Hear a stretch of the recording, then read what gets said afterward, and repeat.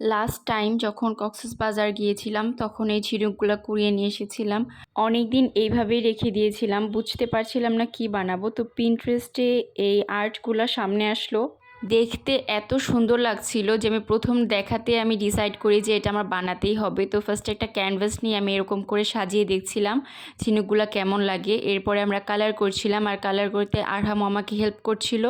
আর colour করা শেষে আমরা এগুলোর উপরে ডিফারেন্ট ডিফারেন্ট ডিজাইন আঁকা শুরু করি, আর সবগুলো কিন্তু একদম ইজি ছিল।